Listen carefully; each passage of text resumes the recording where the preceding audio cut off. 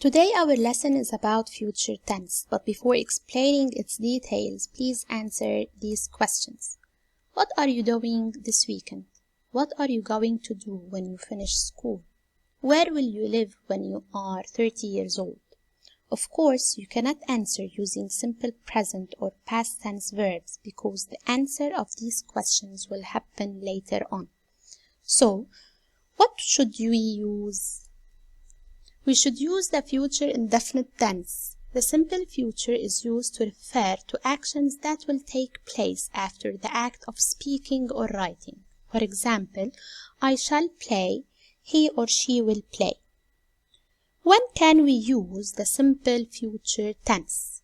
We can use it to talk about a decision that you make as you are speaking. For example, I'll have the salad, please. As I'm speaking, I took a decision for the upcoming moments that I will take the salad. You can use it also to talk about what you know or think will happen in the future. For example, her mother will be 90 next week. Also, you can use it for requests, promises, and offers. For example, I will help you with your homework. Now, as we said before, you have to use the simple future tense in predictions. In future tense, you can use going to or will, but you have to realize when to use them. Predictions mean to think about what will happen next based on evidences and intuition. If you want to use going to, you have to use it.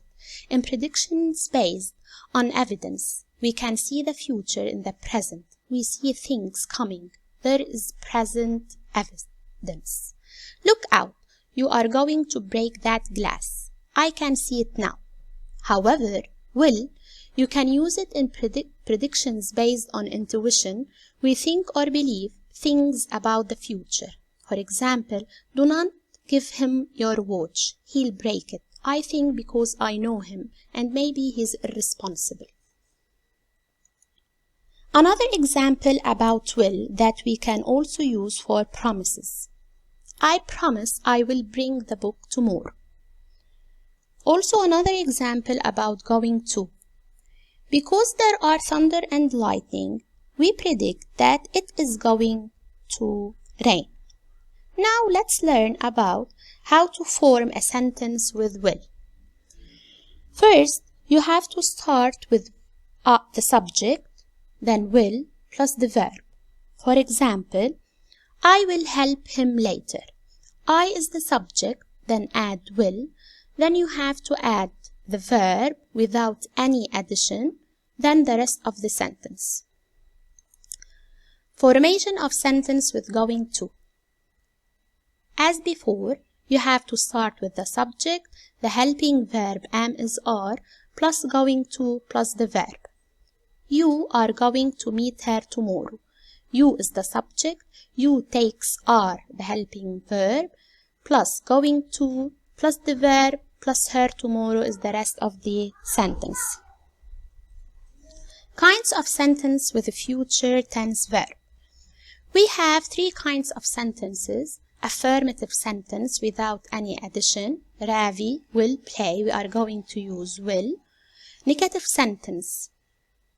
We have to use not in negative form. Ravi will not play.